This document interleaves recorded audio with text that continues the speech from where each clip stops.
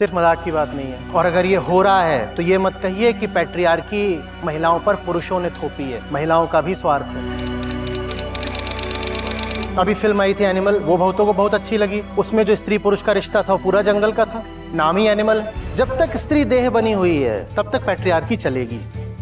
मैं नहीं कह रहा देह त्याग दो, कि ये देह थी और इसको त्याग दिया। देह त्यागी नहीं जाती, देह को उसकी जगह पे रखा जाता है। हर चीज की औकात होती है। रात में जब समय हो जाता है 9 बजे के बाद, तो मुझे लगता है कि इस समय के बाद मुझे घर पे होना चाहिए। मैं कोशिश करती हूँ कि मैं एक संस्कारी लड़की की तरह बिहेव करूँ, चुप रहूँ, ज्यादा ना बोलूँ, लोगों के सामने ना आऊँ। ये मेरी मेन समस्या है।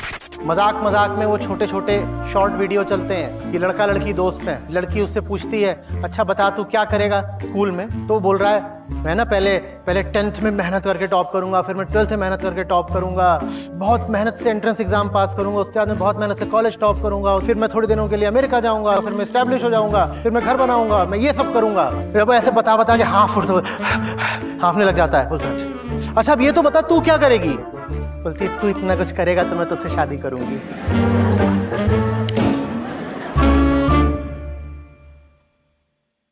नमस्ते आचार्य जी, मेरा नाम छवि है। मेरा प्रश्न ये है कि जो पैट्रियार्की है, मुझे पहले लगता था कि वो समस्या है, पर धीरे धीरे पता चल रहा है कि जो बंधन है वो मेरे मन में है।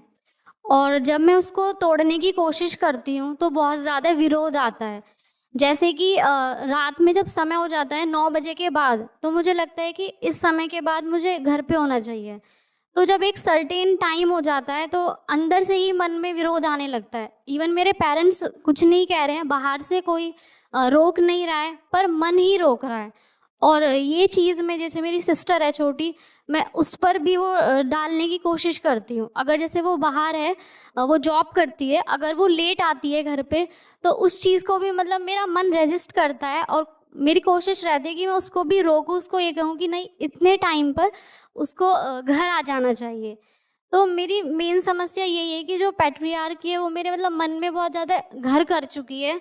और मैं कोशिश करती हूँ कि मैं एक संस्कारी लड़की की तरह बिहेव करूँ, चुप रहूँ, ज़्यादा ना बोलूँ, लोगों के सामने ना आऊँ। ये मेरी मेन समस्या है।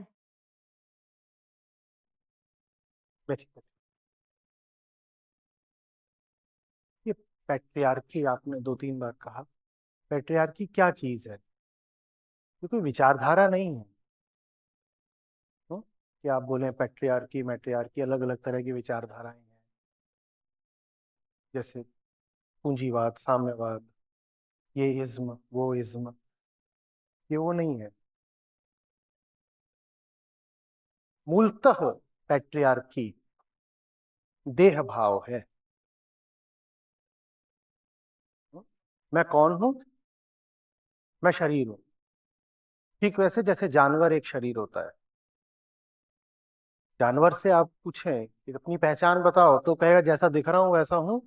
खरगोश जैसा दिख रहा हूं तो खरगोश ही हूं। और दो खरगोश बहुत अलग अलग नहीं हो सकते। आपको कोई पापी और कोई पुण्यात्मा खरगोश नहीं मिलेगा।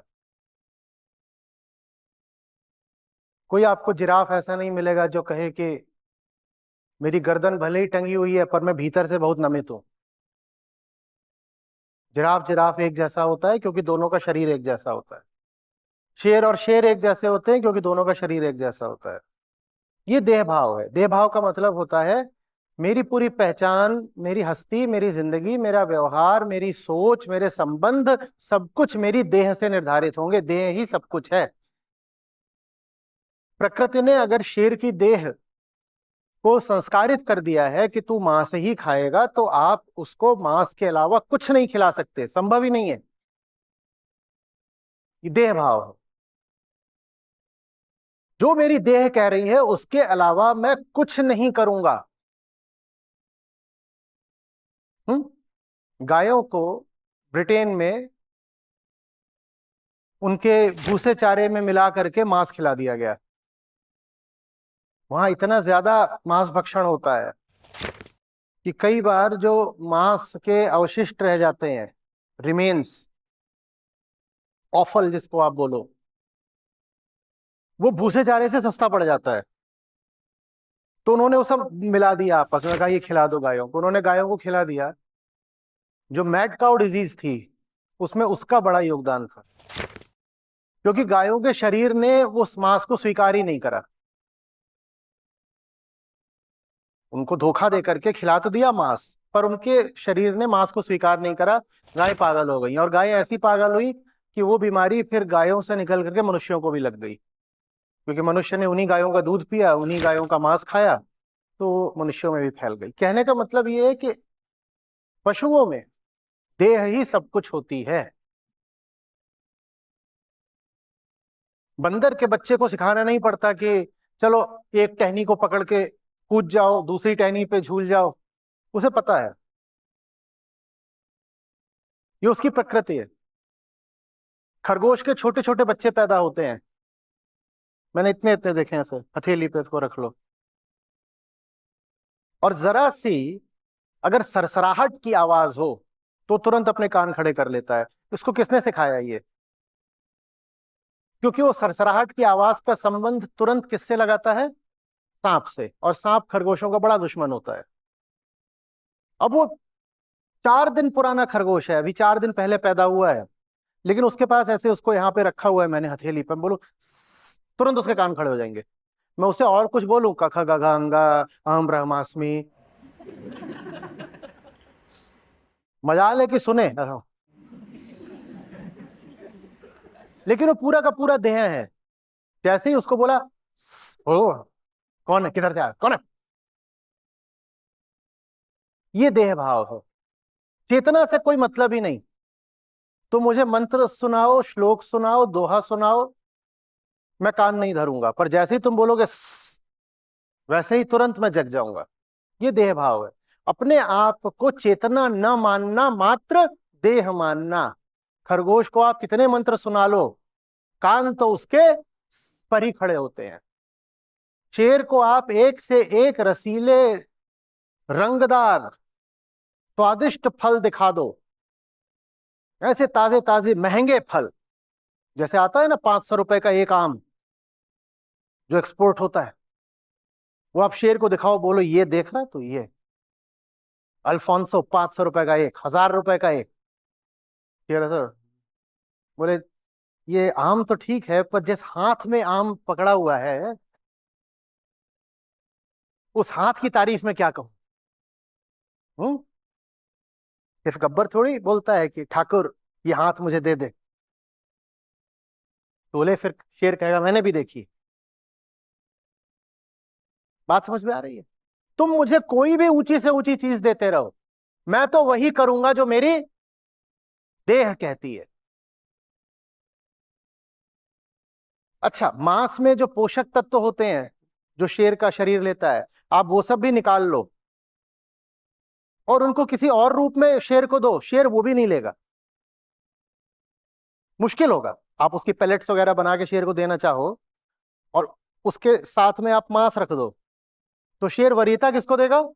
मांस को देगा। कहेगा मांस बेहतर है, कुछ ना मिले तो फिर ये गोली गाली खा लेंगे। ये है देह भाव। और यही देह भाव जब स्त्री पुरुष संबंधों में आ जाता है तो इसको पैट्रियार्की कहते हैं।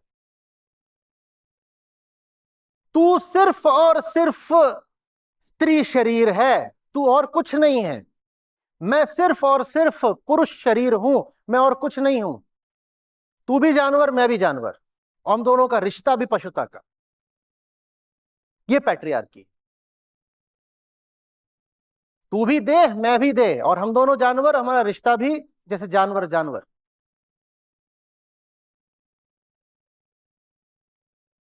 अब जब दोनों की देह की बारी आती है तो एक की देह एक तरह की, दूसरे की देह दूसरे तरीके की। स्त्री पुरुष की एक सी तो होती नहीं।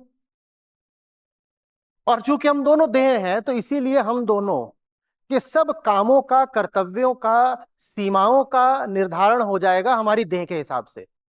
तो अब स्त्री की देह में कोख होती है और स्त्री सिर्फ देह है। स्त्री तो सिर्फ देह, देह भाव यही है ना, स्त्री सिर्फ देह। और स्त्री के पास एक ऐसी चीज पुरुष के पास नहीं है, क्या? गर्भ। तो स्त्री के पूरे जीवन का निर्धारण हम किससे कर देंगे? उसके गर्भ से।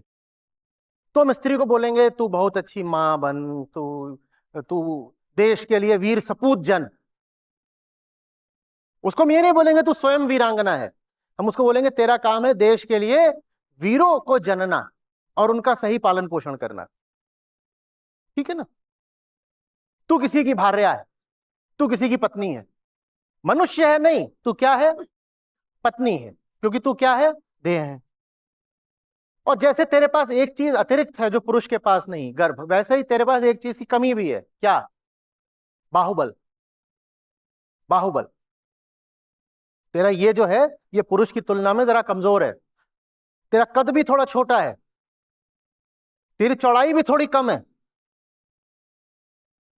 और मनुष्य बहुत समय तक नहीं, 99.99% समय अपने विकास के क्रम में जंगल में ही रहा है। अगर ऐसे मानो कि 1000 घंटे पहले वो जीव विकसित होना शुरू हुआ जिसको आज हम अंततः मनुष्य बोलते हैं, 1000 घंटे पहले, तो उसको सभ्य हुए तो मुश्किल से कुछ मिनट बीते होंगे या शायद कुछ सेकंड। अपनी विकास की पूरी प्रक्रिया में हम अधिकांशतः जंगल में रहे हैं, और जंगल के बाद अभी लगभग 8-10 हजार साल पहले हमने खेती करनी शुरू करी। ठीक है? अब आप जंगल में हो चाहे आप खेती करते हो, दोनों में ही ऊर्जा चाहिए, बल चाहिए, पावर चाहिए कि नहीं? कहां से आएगा? आपके पास कोई फॉसिल फ्यूल तो था नहीं कि कोयला जला करके ऊर्जा मिल जाएगी। आपके पास इलेक्ट्रिसिटी भी नहीं थी, ये भी नहीं था कि भाई झरना गिर रहा है और झरने से हम जाए हाइडल निकाल लेंगे और ये सब है, कुछ नहीं था। कोई तरीका था? यही था। और इसके बाद क्या था कि घोड़े को पकड़ लो, बैल को पकड़ लो, ऊंट को पकड़ लो। उनको पकड़ने के लिए भी क्या चाहिए? तो एनर्जी का स्रोत तो यही था ना, मस्कुलर एनर्जी। ये और ये स्त्री के पास कम है, और वो सिर्फ अपनी देह है, और उसके पास ये कम है, पुरुष के पास ज्यादा है। तो स्त्री घर में बैठेगी, पुरुष बाहर के काम करेगा, क्योंकि बाहर का काम है ही क्या? ये बाहर कोई आज से 10,000 साल पहले आप कोडिंग करने तो जाते नहीं थे, या बाहर जाकर के आप सॉफ्टवेयर डेवलपमेंट करते थे? बाहर जो करने जाते थे उसमें तो यही लगेगा, तो स्त्री कहां से करे? ये तो उसके पास कम है, और एक चीज उसके पास ज्यादा है, गर्भ, और उसको भी सुरक्षा चाहिए होती है जब वो गर्भिणी होती है। Mortality rate, child mortality rate बहुत ज्यादा है, तो उसे बार बार प्रेग्नेंट होना पड़ेगा, क्योंकि बच्चे पैदा होते हैं, तमाम तरह की बीमारियों से मर जाते हैं। तो कुछ बच्चे भी जिंदा रहें इसके लिए स्त्री कम से कम 10 बच्चे पैदा करे। जब 10 बच्चे पैदा करेगी तो वो लगभग लगातार गर्भवती रहेगी, या फिर छोटे छोटे बच्चे होंगे उनका ख्याल रखना होगा घर में। कोई ज्यादातर तो बीमार पड़े होंगे वो बच्चे। उस समय कोई वैक्सीनेशन तो था नहीं, ना और किसी तरीके की कोई मेडिकल केयर थी।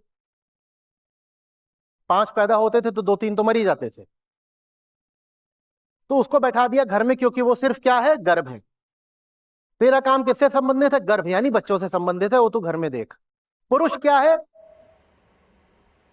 तो तू बाहर रह और बाहर वाले काम कर, क्योंकि हम दोनों क्या हैं? देह हैं, हम दोनों देह हैं। पुरुष को भी अनुमति नहीं है उसमें कि पुरुष कहे कि भाई मुझे ये नहीं होना, मुझे ये होना है। पुरुष को भी अनुमति नहीं है। जिनको ये होना था उनको तो समाज से एक तरह से निकाल दिया गया, उनको बोल दिया गया तुम जाओ जंगल जाओ, तुम सन्यासी हो। वो भी पैट्रियार्की का ही हिस्सा है कि पुरुष अगर होगा तो पुरुष जैसा ही होना चाहिए, पितृसत्ता है भाई। अगर तुमको समाज में रहना है तो मर्द की तरह रहो। मर्द का मतलब है केयर गिवर, प्रोवाइडर। तुमको अगर बैठ के चिंतन मनन करना है, ऋषि बनना है, ध्यान लगाना है, तो तुम समाज से बाहर निकलो, चलो जंगल जाओ। ये भी पैट्रियार्की का हिस्सा है। और महिला को तो ये भी नहीं था कि तुझे अगर चिंतन मनन करना है तो समाज से बाहर जा, उसके लिए कोई ऐसी जगह नहीं थी जहां वो जा सके। पुरुष को तो फिर भी कहा गया कि तुझे जो हमने किरदार सौंपा है, जो रोल असाइन किया है, उस रोल के अलावा अगर तुझे कुछ करना है तो एक प्रोविजन बना दिया गया कि उसको हमने बोल दिया सन्यासी या ब्रह्मचारी या तपस्वी, और उसको हमने कह दिया साहब आप बाहर कहीं जंगल वंगल जा सकते हैं, वहां आप अपना काम करिए। पर स्त्री को तो वो छूट भी नहीं मिली। स्त्री को कहा कि तेरा जो बॉडी डिफाइंड रोल है वो यही है कि तू बच्चे पैदा करेगी, तू पैदा ही हुई है बच्चे पैदा करने के लिए। तू घर में रहेगी। तो पैट्रियार्की ऐसा नहीं है कि मात्र पुरुष द्वारा स्त्री पर सौंपी गई या थोपी गई एक व्यवस्था है। वो पशुता से जीने का एक तरीका है। मैं जानवर हूं। वो अज्ञान से भरी हुई एक नजर है कि जिसमें आप जब किसी को देखते हो तो ऐसे देखते हो कि इसका लिंग क्या है। ये पैट्रियार्की है। और पैट्रियार्की सिर्फ पुरुष से स्त्री की ओर नहीं बहती है, एक इम्पोजिशन नहीं है। वो स्त्री द्वारा भी पूरी तरह स्वीकार की गई एक बात है। और उसका प्रमाण हमें यह देखने को मिलता है कि समाज में पितृसत्ता पैट्रियार्की को चलाने वाली ज्यादा महिलाएं हैं। ऐसा नहीं है कि स्त्री और पुरुष की लड़ाई है तो पुरुष एक तरफ स्त्रियां एक तरफ, और पुरुष कह रहे हैं पैट्रियार्की पैट्रियार्की और महिलाएं कह रही हैं नो पैट्रियार्की इंस्टेड मैट्रियार्की। ऐसा कुछ भी नहीं चल रहा है। घर में लड़की होती है, माँ होती है आमतौर पे जो जाकर के कहती है सुनो जी तुम्हें दिखाई नहीं दे रहा है लड़की जवान हो गई है। वो कहे हैं जवान हो गई, कल तक तो बच्ची थी मेरी। बोलती तुम तो ऐसे ही, तुम्हें कुछ पता ही नहीं है, लोग तरह तरह की बातें बना रहे हैं, लड़की जवान हो गई है जल्दी से हाथ पीले करो।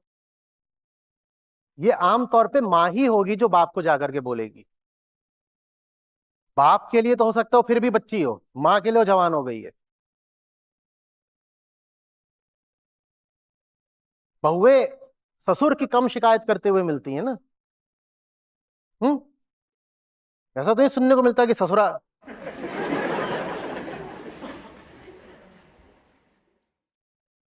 ये भी जब आता है कि दहेज हत्या वगैरह हुई, उसको मिट्टी का तेल डाल के जला दिया है, जो भी कर दिया, तो उसमें यही सब ज्यादा लगी होती हैं, देवरानी जेठानी सास। उसमें आमतौर पे ससुर जी कहीं हुक्का उड़ा रहे होते हैं, भले ही उन्होंने धृतराष्ट्र की तरह अपनी मूक सहमति दे दी होती है। पर तो पैट्रियार्की को सबसे पहले हमें यह सोचना छोड़ना होगा कि जैसे नस्लवाद है जहां हम कहते हैं the whites are trying to dominate the blacks, थोड़ा अंतर है। थोड़ा अंतर है, समानता भी है पर थोड़ा अंतर भी है। क्योंकि पैट्रियार्की ऐसी चीज है जिसमें महिलाओं ने भी अपना स्वार्थ खूब देखा है। पैट्रियार्की एक तरह की फ्लॉड रोल डेफिनेशन है। रोल से भी पहले वो एक फ्लॉड डेफिनेशन ऑफ आइडेंटिटी है। कैसी आइडेंटिटी? Body centric identity. मैं क्या हूं, जो मेरी देह ने मुझे बना दिया मैं वही हूं। ये कहना हम कह रहे हैं पशु को शोभा देता है, मनुष्य को शोभा नहीं देता कि मुझे मेरी देह ने जो बना दिया मैं वही हूं। अजीब सी बात है ना कि किसी को उसकी देह के हिसाब से ही जान लो। वो बैठे हैं, मन को सिर्फ देह के हिसाब से आपको बुलाऊं तो आपको कैसा लगे? टकले। उनकी और कोई नाम ही नहीं, कोई पहचान ही नहीं, कि बाल नहीं है तो क्या हो गया? टकला। क्योंकि आपकी सारी आइडेंटिटी कहां से आनी है? वो पतली है, ए सुखी। और कुछ नहीं पता तो वो उसको दिख रहा है कि कम से कम 70 किलो, ए 70, ए 70 किलो वाले। ये होगा जब आपको आपकी बॉडी से ही आइडेंटिफाई किया जाएगा। ऐसे ही तो होगा। ए भूरे, ए भूरे, कैसा लगेगा आपको? क्या लगेगा? कोई मुंह पे बहुत अपना करागु रुके, ये चिकनी। अभी आप हंस रहे हैं क्योंकि माहौल ऐसा है, नहीं तो अपमान लगेगा। अपमान लगेगा, बात सही है बिल्कुल। क्योंकि हमारी असली पहचान चेतना है, देह नीचे की बात है, और जो नीचे की चीज होती है उसमें अपमान लगना लाजिमी है।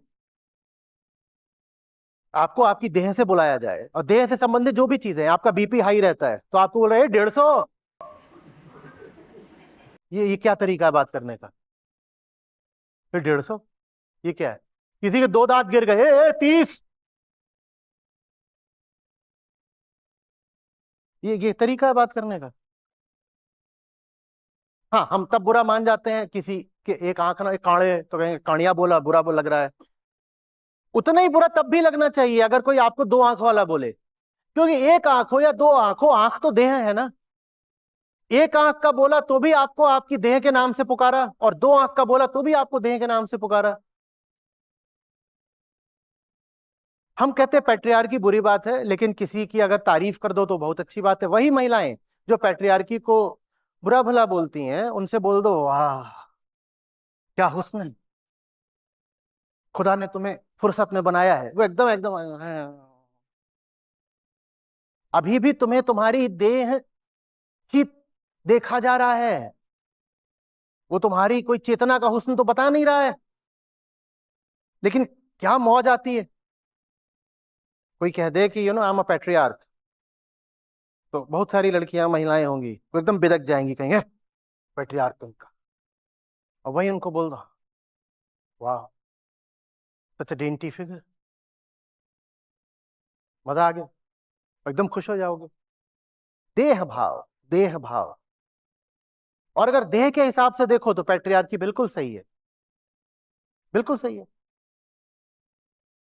उनका तर्क भी यही रहता है, वो कहते हैं क्या अगर महिलाएं बराबर हैं पुरुषों के तो पुरुषों की तरह मेहनत वाले काम करके दिखाएं ना। और उनका मेहनत से क्या तात्पर्य होता है? पत्थर उठाना, वजन उठा के दिखाओ, जाओ सरहद पे लड़के दिखाओ। अब ये अलग बात है कि अभी इजराइल ने ईरान पर हमला करा तो उन्होंने जो F-16 F-35 भेजे थे उसमें बहुत सारी जो फाइटर पायलट थी वो लड़कियां थी। उन्होंने ये भी नहीं सोचा कि अगर हमारा प्लेन गिर गया और हम दुश्मन की कैद में आ गई तो हमारा क्या, उन्होंने ये भी नहीं सोचा। 1000 मील लगभग की यात्रा करके वो जो बॉम्बिंग करने वाली थी वो लड़कियां थी। लेकिन सरहद की बात इस तरीके से होती है जैसे सनी देओल वाली लड़ाई, कि जहां शर्ट वर्ट उतार करके बनियाइन फाड़ करके, तो अब वो लड़कियां वो कर नहीं सकती कि बोले ये जो 2.5 किलो का, उनका है ही नहीं 2.5 किलो का। तो फिर ताना मारा जाता है कि तुम बहुत बात करती हो ना, तो जाओ ये सब काम करके दिखाओ। बात समझ में आ रही है? जब तक मनुष्य अपने आप को देह मान रहा है तब तक पैट्रियार्की बिल्कुल सही है। आप अपने आप को बॉडी भी मानते हो और ये भी कहो साथ साथ कि इक्वालिटी इक्वालिटी, तो बात गलत हो गई, क्योंकि बॉडी तो इक्वल है ही नहीं। यहां सब आते हैं कहते हैं हमें इक्वालिटी चाहिए, इक्वालिटी चाहिए, इक्वालिटी चाहिए।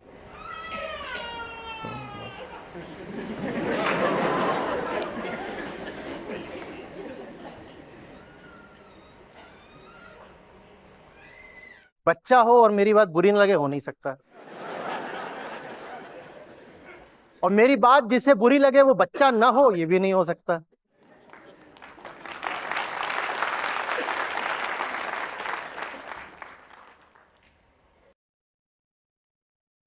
समझ में आ रही बात? तो एक तरफ तो वो लोग गलत फहमी में हैं जो इंसान को सिर्फ उसकी देह बनाए हुए हैं, और दूसरी तरफ वो भी बराबर की गलत फहमी में है जो अपने आप को देह मानते हुए भी इक्वालिटी का राग अलापते हैं। आई एम माई बॉडी, वो दिन भर अपने आप को बॉडी की तरह ही सजाती संवारती है, बोलती है but I am equal to all man.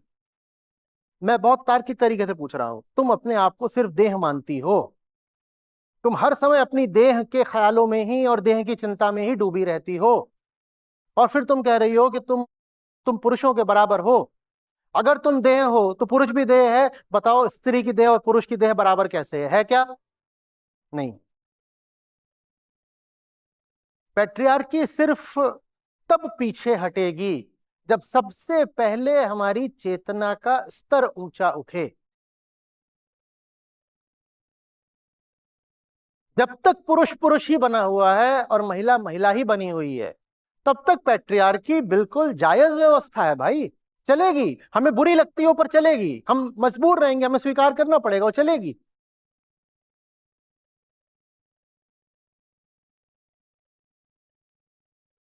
आप जा रहे हो बाहर कहीं बाजार में जा रहे हो, पार्टियों में जा रहे हो, आप खुद इस तरीके से सज बज के जा रहे हो कि आपका स्त्रीत्व तो और उभर कर आए।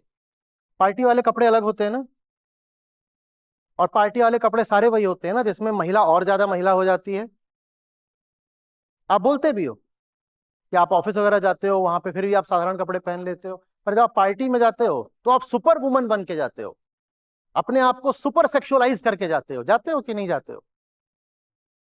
अब उसके बाद अगर पुरुष आपको देह की तरह देख रहा है तो ये तो आप ही चाहते थे, वो तो आपकी इच्छा पूरी कर रहा है ना। पाखंड नहीं करना है हमें, जो चीज जैसी है वैसे स्वीकार करना है। जब तक स्त्री देह बनी हुई है तब तक पैट्रियार्की चलेगी। मैं नहीं कह रहा देह त्याग दो, कि ये देह थी और इसको त्याग दिया, देह त्यागी नहीं जाती, देह को उसकी जगह पे रखा जाता है। हर चीज की औकात होती है। Things are to be kept at their proper place. हाँ मैं देह हूं, पर देह वैसे ही है जैसे कोई इंस्ट्रूमेंट। मैं अगर कार का ड्राइवर हूं तो देह कार है, वो मेरे उपयोग के लिए है, वो उपकरण है मेरा, वो मुझे मेरी मंजिल पर ले जाने के लिए है, वो पहचान नहीं है मेरी, वो सच्चाई नहीं है मेरी। कार का ड्राइवर इसलिए नहीं होता कि दिन रात कार की सेवा करता रहे। कार की थोड़ी बहुत सेवा निस्संदेह करी जाती है, पर कार का वाजिब उपयोग यह होता है कि वो आपको आपकी मंजिल तक पहुंचाए। और सेवा भी इसीलिए करी जाती है, और उतनी ही करी जाती है कि वो आपको आपकी मंजिल तक पहुंचा सके। कैसा लगेगा वो ड्राइवर जो कहे मेरा कार से रिश्ता ही यही है कि मैं या तो इसकी सर्विसिंग कराता हूं या फिर रिफ्यूलिंग। आपके पास एक कार है और वो सिर्फ दो जगह जाती है, या तो सर्विस स्टेशन या फ्यूल स्टेशन, तो कैसा लगेगा? कोई पूछे कार को लेके कहां गए, तो कहोगे सर्विस स्टेशन या फिर फ्यूल स्टेशन। तो कैसी है वो कार? ज्यादातर लोगों के लिए शरीर ऐसा ही होता है। उनका पूरा जीवन बस शरीर की सेवा में बीतता है। और शरीर से मेरा आशय सिर्फ नींद, प्यास, भोग आदि नहीं है।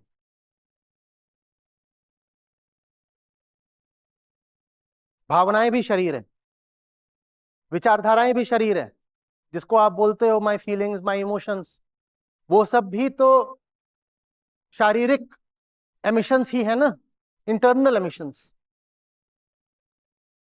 भीतर तमाम तरीके के हार्मोन्स, केमिकल्स उत्सर्जित होते रहते हैं, वही आपकी फीलिंग्स बन जाते हैं। जो लोग अपनी फीलिंग्स के पीछे बहुत चल रहे हैं वो भी बॉडी सेंटर्ड जीवन ही तो जी रहे हैं ना। जो कहते हैं मेरी भावनाएं, मेरे नाजुक कोमल जज्बात, डोंट हर्ट माई फीलिंग्स, ये सब बातें, वो भी तो पशु ही तो बने हुए हैं ना। पशु वो जो शरीर पर चले, भावनाएं भी तो शरीर से ही उठती हैं। आप बोलते अरे मेरी नारी सुलभ कोमल भावनाएं, ये क्या बोल रहे हो तुम? कोई आपसे बोल दे आपका जो नारी जैसा कोमल शरीर है, तो आप कहोगे भद्दी अश्लील बात कर रहा है। नारी के कोमल अंगों की बात करो तो बात अश्लील हो जाएगी, पर वही नारियां कहती है हमारी कोमल कोमल भावनाएं, तो वो बात अश्लील क्यों नहीं है? क्योंकि जो कोमल भावना है वो भी उसी कोमल शरीर से ही आ रही है। कोमल शरीर के कुछ रसायन हटा दो, सारी भावनाएं गायब हो जाएंगी। सारे इमोशंस का केमिकल बेसिस होता है। जब तक आप इन सब चीजों को पकड़े हुए हो तब तक पैट्रियार्की चलती रहेगी। शिक्षा से नहीं जानी है, साइंटिफिक एडवांसमेंट से नहीं जानी है, इकोनॉमिक एम्पावरमेंट से भी नहीं जानी है। एक बहुत अजीब चीज देखने को मिल रही है। बहुत बहुत शिक्षित महिलाएं, बहुत ज्यादा आधुनिक लड़कियां कहती हैं हमें ऐसे लड़के चाहिए जो हमारी केयर कर सकें। वो पूरी तरह एजुकेटेड है, मॉडर्न एडवांस सोसाइटीज में रह रही हैं, और कह रही हैं नहीं हमको तो हाउसवाइफ का ट्रेडिशनल रोल चाहिए। ये एक नया ट्रेंड निकला है। बताओ, टेक्नोलॉजी ने, इकोनॉमी ने और मॉडर्निटी ने पैट्रियार्की को हरा दिया क्या? पैट्रियार्की नहीं हारेगी। आप होंगी बहुत मॉडर्न, आप तब भी अपना ट्रेडिशनल रोल ही निभाना चाहेंगी, क्योंकि उस ट्रेडिशनल रोल की सबसे पहले कोई वजह थी, और वजह थी देह। देह तो आज भी वही है ना। जब तक आप उस देह को पकड़ करके ही बैठी हुई हैं तब तक पैट्रियार्की चलेगी।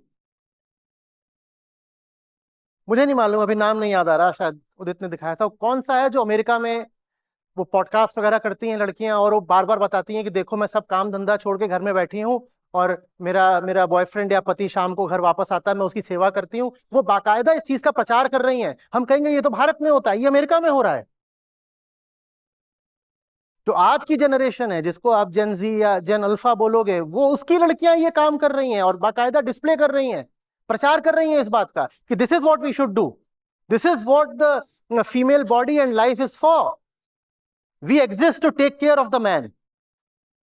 उसका काम है घर के बाहर का संभालना, और हमारा काम है जब वो घर पे आए तो उसकी सेवा करना, उसके बच्चे पालना। कौन है, क्या है? एंटी फेमिनिस्ट मूवमेंट के नाम से बहुत सारे लोग इसी तरह कंटेंट बनाते हैं आज। हाँ, ये एंटी फेमिनिस्ट मूवमेंट है, उसमें एक विशेष तुमने चैनल भी दिखाया था, तो ये चल रहा है। तो पैट्रियार्की कोई ऐसा नहीं है कि पुराने जमाने की पिछड़ी हुई बात है, वो ना पुराने जमाने की है ना पिछड़ी हुई है, वो इसकी बात है। इसकी माने देह की, जब तक देह रहेगी तब तक पैट्रियार्की चलेगी। देह रहेगी माने देह भाव रहेगा, चाहे पीएचडी कर रखी हो, चाहे वो हजारों डॉलर महीने की सैलरी कमाती हो सीधे यूएस में बैठ करके, अगर वो अपने आप को बॉडी मानती है तो वो पुरुष से वही रिश्ता रखना चाहेगी जो हजारों सालों तक जंगल में चलता रहा। आप पैट्रियार्की के खिलाफ हो, पर आपको एक ऐसी फिल्म अच्छी लगती है जिसमें दो पुरुष एक महिला के लिए लड़ रहे हैं, ठीक है, हॉलीवुड में भी बनती हैं, भारत में भी बनती हैं, और ये बहुत कॉमन थीम है। आमतौर पे थीम ये नहीं होती है कि दो महिलाएं एक पुरुष के लिए लड़ रही हैं, आमतौर पे थीम यही होती है कि दो पुरुष या 20 पुरुष एक महिला के लिए लड़ गए, ठीक, यही होती है ना। आपको ये फिल्म बहुत अच्छी लगी, लेकिन आप अपने आप को एक मॉडर्न प्रोग्रेसिव गर्ल बोलते हो। मैं मॉडर्न हूं और मैं प्रगतिशील हूं, मैं प्रोग्रेसिव हूं, लेकिन आपको ये फिल्म बहुत अच्छी लगी। ये आपको जो अच्छा लगा ये क्या है? ये आपको जंगल का कायदा अच्छा लगा। ये जंगल में हुआ करता था कि जितने पुरुष होते थे वो आपस में लड़ाई करते थे, जितने नर होते थे उनमें जो जीत जाता था वो मादा से संभोग करता था, ताकि जो संतान पैदा हो वो एकदम मजबूत बलवान हो। The highest quality semen must impregnate the woman. आपको ये फिल्म बहुत अच्छी लगी। उदाहरण के लिए शाहरुख खान की डर, उसमें यही तो था, दो पुरुष एक स्त्री पर लगे हुए हैं। अभी फिल्म आई थी एनिमल, वो बहुतों को बहुत अच्छी लगी। उसमें जो स्त्री पुरुष का रिश्ता था वो पूरा जंगल का था, नाम ही एनिमल है। वो सीधे सीधे उसको बोल भी रहा है कि मैं तुझसे ब्याह इसलिए करना चाहता हूं क्योंकि तेरे हिप्स बहुत चौड़े हैं और तू बहुत अच्छे से मेरे बच्चों की अम्मा बनेगी। वो सीधे बोल रहा है उसको मुंह पर। लोग कह रहे वाह क्या बात है, मजा आ गया, मजा आ गया। उसके बाद तुम्हें यह भी कहना है कि मैं मॉडर्न हूं, प्रोग्रेसिव हूं और पैट्रियार्की हाय हाय। पैट्रियार्की हाय हाय कैसे हो जाएगी? हो ही नहीं सकती। कैसे हो जाएगी? आप यहां बैठे हो, उदाहरण के लिए आप कद काठी में कभी किसी लड़के का मुकाबला नहीं कर पाने वाले, या कर सकते हो? नहीं कर पाए। सिर्फ एक जगह है जहां आप और कोई पुरुष बिल्कुल एक हो, वो कौन सी जगह है? कॉन्शियसनेस। पर ना आप अपने आप को कॉन्शियसनेस मानते, ना ये अपने आप को कॉन्शियसनेस मानते, तो कहां से इक्वालिटी आ जाएगी? जबरदस्ती का नारा लगा रखा है इक्वालिटी इक्वालिटी। रहना बॉडी है, चाहिए इक्वालिटी, नहीं हो सकता। फिर लड़के हंसते हैं, कहते हैं ये 5 फुटिया ये इक्वल है हमारी। किस तरीके से इक्वल है? हाँ वो इक्वल हो सकती है, उसको नोबेल प्राइज मिल सकता है, वो इक्वल हो सकती है। पर तुम कहो बॉक्सिंग में तुम्हारी इक्वल हो, तो नहीं हो सकती। हाँ वो साइंस में इक्वल हो सकती है, वो मैथ्स में भी इक्वल हो सकती है, वो दुनिया के हर उस काम में इक्वल हो सकती है जहां मनुष्य देह नहीं चेतना है। वो बिल्कुल इक्वल है, वो मोर देन इक्वल भी हो सकती है, तुमसे कहीं आगे भी निकल सकती है। फाइटर प्लेन मनुष्य के दिमाग की उपज है, तो फाइटर प्लेन की एक बहुत अच्छी पायलट हो सकती है, वो जबरदस्त बॉम्बिंग कर सकती है, वो एस पायलट हो सकती है, वो बेस्ट फाइटर पायलट हो सकती है। पर तुम उससे कहो नहीं तुम्हें दुश्मन की सीमा में घुस करके मुक्कों से मारना है, तो वो ये नहीं कर पाएगी, इक्वालिटी नहीं हो पाएगी। क्यों? क्योंकि मुक्का देह है और जो फाइटर प्लेन है वो दिमाग है। सिर्फ एक तल है जहां पर स्त्री पुरुष बराबर हैं, भूलना नहीं, वो तल है चेतना का। तो जिन महिलाओं को दबकर नहीं रहना है, कैद होकर नहीं रहना है, वो फिर सबसे पहले अपनी देह में कैद होना छोड़ें। जब तक महिला अपनी देह में कैद है उसको सजा ये मिलेगी कि उसको घर में भी कैद होना पड़ेगा। और अगर आप अपने आप को जीवन में कहीं पर भी कैद पा रही हैं तो अच्छे समझ लीजिए कि इसका मूल कारण यह है कि सर्वप्रथम आप अपनी देह में कैद हैं। आ रही बात समझ? अध्यात्म जितना पुरुषों के लिए जरूरी है उससे कहीं कहीं कहीं ज्यादा महिलाओं के लिए जरूरी है। और बड़ी विडंबना ये रही है कि धर्म का जो सबसे नकली स्वरूप हो सकता है वही महिलाओं तक पहुंचाया गया है। धर्म की जो सबसे बेकार की जगह होंगी वहां पे आप महिलाओं की सबसे ज्यादा भीड़ पाएंगे, और धर्म के क्षेत्र में भी जहां कुछ ऊंचा हो रहा होगा वहां महिलाएं नहीं दिखाई देंगी। महिलाएं धर्म के नाम पर उनको क्या बता दिया है, ये कर लो, ये पूजा कर लो, ऐसे कर लो, वैसे कर लो, हो गया, और जाके कहीं बैठ जाओ, थोड़ा नाच गा लो, ये धर्म है, खत्म। और भीड़ भीड़ में भीड़ बहुत सारी एकदम गाय भैंस की तरह बैठी, जबकि सबसे ज्यादा अध्यात्म की जरूरत महिलाओं को ही है, क्योंकि अध्यात्म का काम ही है मुक्ति देना। मुक्ति की जरूरत सबसे ज्यादा उसी को तो होगी ना जो सबसे ज्यादा बंधन में होगा। सबसे ज्यादा बंधन में तो महिला ही है, उसका पहला बंधन तो उसकी देह ही है। और जब देह बंधन होता है तो फिर न जाने कितने और बंधन खड़े हो जाते हैं। वो सारे बंधन एक एक करके काटोगे तो थक जाओगे, हार जाओगे। इससे अच्छा ही है कि जो पहला बंधन है उसी को काट दो।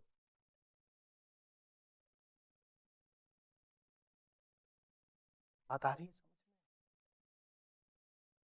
तो जिसको आप बोलते हो पैट्रियार्की, जो मेरी दृष्टि में सिर्फ देह भाव का दूसरा नाम है, उसको हटाने का तरीका अध्यात्म ही है।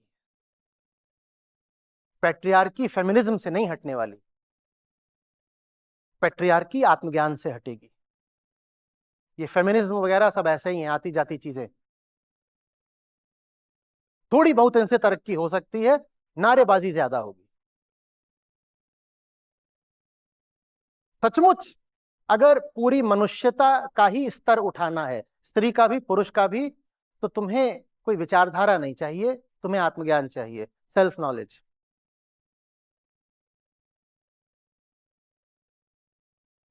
अरे ये बात समझ में, स्वार्थ मत बांधो देह से। स्त्री की बड़ी यह समस्या है कि उसकी देह सुनने में कड़वा लगेगा, भद्दा लगेगा, बिकाऊ बहुत होती है। और जब बाजार में बिकने लायक एक माल आपको बिना मेहनत करे ही मिल गया है, जन्म से ही मिल गया है, तो मेहनत करने की ना बहुत इच्छा नहीं बचती।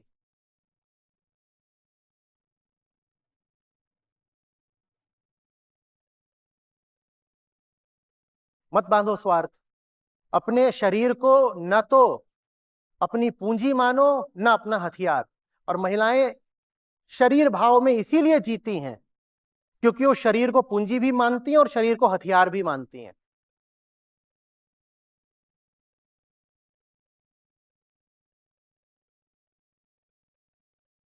मुझ में आ रही है बात? फिर कह रहा हूं, सुनने में जैसा भी लग रहा हो, पर सुन लो। दुनिया का जानते हो ना सबसे पुराना धंधा क्या है? वेश्यावृत्ति। एक जैन बोध कथा है कि एक लड़की थी, बहुत सुंदर थी, आकर्षक, इस अर्थ में सुंदर। उसमें ज्ञान की ललक उठी। सही दृष्टि से सुनना, वरना दूसरे दिशा से सुनोगे तो कहोगे ये तो नाइंसाफी है।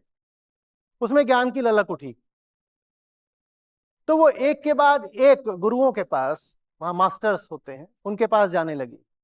उनके अपने डेरे अड्डे आश्रम होते थे, उनमें ज्यादातर जो उनके शिष्य होते थे वो पुरुष ही होते थे। अब पुरुष तो पुरुष ठहरा, वो भी अभी शिष्य ही है, कौन सा दीक्षित हो गया है। तो वो इतनी आकर्षक थी कि जब वो जाए मास्टर्स के पास कि आप मुझे भी अपने साथ ले लीजिए, मुझे भी ज्ञान चाहिए, तो सब मास्टर्स उससे हाथ जोड़ के माफी मांग ले। बोले अगर तुझे हमने स्वीकार कर लिया तो हमारे आश्रम में अनाचार फैल जाएगा। मैं अपने इन चेलों को जानता हूं, इन्हें 2 दिन नहीं लगेंगे बहकने में। तो उसको कोई स्वीकार ना करे, वो जहां जाए सब उससे कहें कि हम बहुत कद्र करते हैं तेरी ज्ञान पिपासा की, और काश कि किसी तरह तुझे ज्ञान उपलब्ध हो जाए, लेकिन हम तुझे स्वीकार नहीं कर सकते, तुझे स्वीकार किया तो बड़ी गड़बड़ हो जाएगी। तो कहानी कहती है कि उसने एक गरम सलाख ली और अपने चेहरे पर एक बार इधर निशान लगा लिया, एक बार इधर निशान लगा लिया।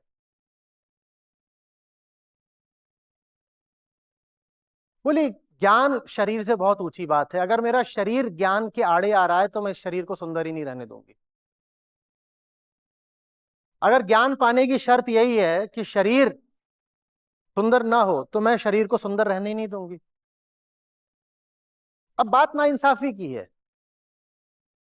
लफंगे थे वो चेले चपाटे गुरुजी के और सजा मिल रही है इस लड़की को, बात तो नाइंसाफी की है।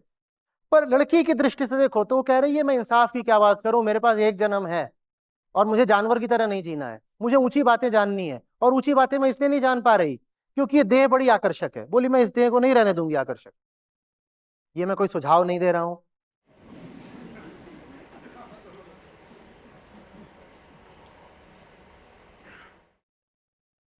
बात समझ में आ रही है? पैट्रियार्की में फंसे इसीलिए हो क्योंकि देह के साथ तुमने स्वार्थ जोड़ रखा है। देह के फायदे तो होते हैं, देह के बहुत फायदे होते हैं। मजाक मजाक में वो छोटे छोटे शॉर्ट वीडियो चलते हैं कि लड़का लड़की दोस्त हैं, लड़की उससे पूछती है अच्छा बता तू क्या करेगा स्कूल में। तो वो बोल रहा है मैं ना पहले पहले 10th में मेहनत करके टॉप करूंगा, फिर मैं 12th में मेहनत करके टॉप करूंगा, उसके बाद मैं बहुत मेहनत से एंट्रेंस एग्जाम पास करूंगा, उसके बाद मैं बहुत मेहनत से कॉलेज टॉप करूंगा, उसके बाद मैं बहुत मेहनत से प्लेसमेंट लूंगा, उसके बाद मैं मास्टर्स करूंगा, फिर मैं टॉप करूंगा, फिर मैं थोड़े दिनों के लिए अमेरिका जाऊंगा, फिर मैं वहां मेहनत करूंगा, फिर मैं स्टैब्लिश हो जाऊंगा, फिर मैं घर बनाऊंगा, मैं ये सब करूंगा। फिर अब ऐसे बता बता के हाँफने लग जाता है। बोलता है अच्छा अच्छा अब ये तो बता तू क्या करेगी। बोलती है तू इतना कुछ करेगा तो मैं तुझसे शादी करूंगी। सिर्फ मजाक की बात नहीं है, ये होता है, ये होता है। और अगर ये हो रहा है तो ये मत कहिए कि पैट्रियार्की महिलाओं पर पुरुषों ने थोपी है, महिलाओं का भी स्वार्थ है। लड़के को बहुत मेहनत करनी है, लड़की को बस अपनी देह लड़के को सौंप देनी है, लड़का अपनी मेहनत का सारा फल ला करके उसे कदमों में रख देता है, वो रानी बन जाती है। किस बात की रानी है मुझे कभी समझ नहीं आया। मेरे साथ तो बचपन से ही अत्याचार होता रहता था, मैं ऐसे ऐसे सवाल पूछ देता था। 26 जनवरी की परेड, उसमें दूसरे जगहों से सब राष्ट्राध्यक्ष वगैरह आते थे और भारत की सशस्त्र सेनाएं, परेड निकल रही है दिल्ली में, वो खड़े हुए हैं। और जितने जब वो जिस मंच पे खड़े रहते थे, जब उनके सामने से सैनिक निकलते थे तो सैनिक जैसे इधर ये खड़े हुए हैं ऊपर मंच पे, सैनिक ऐसे आ रहे हैं मार्च करते हुए, तो यहाँ पे आते थे और ऐसे मुड़ते थे, ऐसे सैल्यूट करके फिर आगे बढ़ते हैं। तो वहां वो कहीं से आए हैं, किसी देश के राष्ट्रपति हैं, उनको सैल्यूट किया जा रहा है, उनके बगल में उनकी पत्नी खड़ी हुई है, उनको भी सैल्यूट किया जा रहा है। मेरे मन में राष्ट्र का गौरव, मैंने कहा ये मेरे देश के सैनिक हैं, चलो इनका तो समझ में आया, ये राष्ट्रपति महोदय हैं, इनको सैल्यूट कर दिया। पर उनके साथ जो खड़ी हैं उन्होंने ऐसा क्या करा है कि उनको सलाम करा जा रहा है। तो कोई जवाब न दे, जब कोई जवाब न दे तो मैंने कुछ ऐसा बोल दिया जो भोंडा अश्लील माना गया। मैंने कहा इन्होंने एक ही काम करा है जिस नाते इनको सलाम मिल रहा है। नालायक, लफंगा, क्या गलत बोला? उन्होंने एक ही तो काम करा है ना जिस नाते उनको सलाम मिल रहा है। तुम किस हक से अपने आप को फर्स्ट लेडी बोल रही हो? तुमने क्या करा है? तुम किस हक से अपने आप को फर्स्ट लेडी बोल रही हो? वैसे ही सरकारी अफसरों में होता है, फौज में होता है, Mrs officer, Mrs brigadier. Hello, तुमने ऐसा क्या करा है कि तुम श्रीमती ब्रिगेडियर हो गई भाई? तुमने क्या करा है? तुमने बस एक काम करा है, और मैं बोल दूं तो मैं लफंगा हो गया।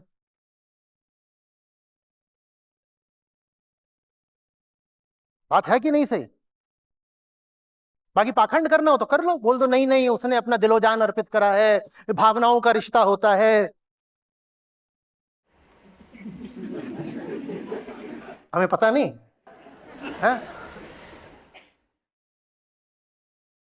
हम तो आसमान से उतरे हैं जैसे, हमें तो जमीन की कोई खबर ही नहीं है जैसे।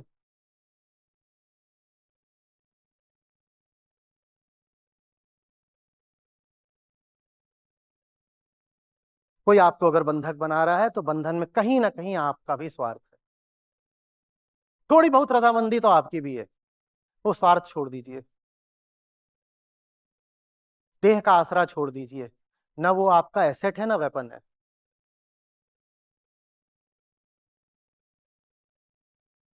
मैं ये भी नहीं कह रहा हूं कि लायबिलिटी है, मैं कह रहा हूं रिसोर्स की तरह इस्तेमाल करो। रिसोर्स, इससे काम करवाना है, काम, इसको बेच के नहीं खाना, इससे काम करवाना है।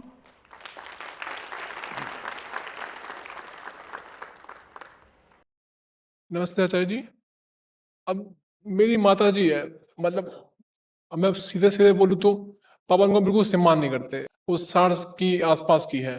कुछ भी बोलते हैं जब मन में गुस्सा आता है ना, मतलब कभी कभी मैं भी बोल देता हूँ, मैं भी वास्तव में सम्मान नहीं करता कि मम्मी पढ़ी लिखी नहीं है, पढ़ी लिखी भी छोड़ो कि खुद के पैरों पे नहीं है, तो खुद के पैरों पे निर्भर नहीं है, तो मम्मी कैसे आगे बढ़े। और मम्मी है ना, गीता की मैंने सुनाने की कोशिश करी तो सो गई मम्मी, सुनती नहीं है, विरोध करती है। और फिर मुझे ना मेरी कमी लगती है कि मैं ही काबिल नहीं हूँ कि मैं ढंग से सिखा नहीं पा रहा। दीदियों को तो मैं सिखा रहा हूँ, कोशिश कर रहा हूँ, मम्मी से मेरा और पापा का भी विरोध आता है। पापा ये बोलते हैं कि तू गीता बाद में पढ़ना, पहले नौकरी के लिए अच्छा सेटल हो जा, फिर गीता जी चलती रहेगी तेरी। तो मुझे मेरी कमी लगती है घूम फिर के, मतलब क्या करूँ मैं। देखो, सर्वशक्तिमान न तुम हो न मैं हूं। जो कर सकते हो वो करो ना। जहां अभी जमीन में थोड़ी जान बाकी हो, हल चलाने की मेहनत वहां करी जाती है ना। कोशिश पूरी कर लो कि माँ भी जगें, सुने, समझें। पर 60-70 की उम्र, इस उम्र में, अब इस उम्र में आकर के इसको बर्दाश्त करना तो बहुत मुश्किल है। वो सो जाती है, कोई ताज्जुब नहीं है मुझे। और जो उन्होंने अपनी अब पुरानी आदतें बना ली हैं, उनको तोड़ना मोड़ना बड़ा मुश्किल पड़ने वाला है। हो जाए तो बहुत अच्छा है, प्रयास पूरा करना चाहिए। लेकिन ये भी याद रखो कि जैसा कहा, सर्वशक्तिमान नहीं हो तो तुम्हारे प्रयास की सीमा है। तो प्रयास बेहतर है वहां करो जहां प्रयास में कुछ सफल हो सको। माँ से बेहतर है कि अब बहन की जिंदगी बचाने की कोशिश करो। बहन हो, भाभी हो, कोई हो, थोड़ा जो उनकी अभी उम्र शेष हो। और मैं बिल्कुल भी नहीं कह रहा हूं कि माओ की मुक्ति का प्रयास नहीं होना चाहिए, पर मुक्ति कोई जबरदस्ती किसी पर थोपी जाने वाली चीज नहीं है। जिसके भीतर स्वयं जरा भी आतुरता ना हो, आग्रह ना हो, खुलापन ना हो, आप उसको जबरन थोड़ी ही मुक्त कर दोगे। बल्कि ये हो सकता है कि प्रयास कर करके आपका उत्साह बहुत ठंडा पड़ जाए। ये हो सकता है कि आप इतने थक जाओ कि आप में किसी और को बचाने की सामर्थ्य भी शेष न रहे। माँ से बात करते रहिए, उनके सामने किताबें रखते रहिए, उनके सामने सत्र रखते रहिए। उनसे पूछती रहिए कि तुम्हारा घर में इतना अपमान होता है, तुम्हें थोड़ा भी नहीं लगता? ये करते रहिए, लेकिन जबरदस्ती तो नहीं कर सकते ना। आपकी बहनें हो, बहनों पे प्रयास कर लीजिए। अपनी बहन ना हो, चचेरी मेरी कोई बहन हो, कुछ और हो, अड़ोस पड़ोस, दुनिया जहान, बहुत जगह है प्रयास करने के लिए।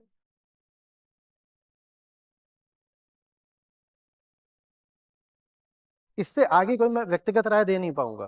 सिद्धांततः जो कह सकता था बता दिया। हाँ, तो बस दीदियों पे ही करिए। और हो सकता है दीदियों की सफलता देख करके माँ को कुछ प्रेरणा मिल जाए।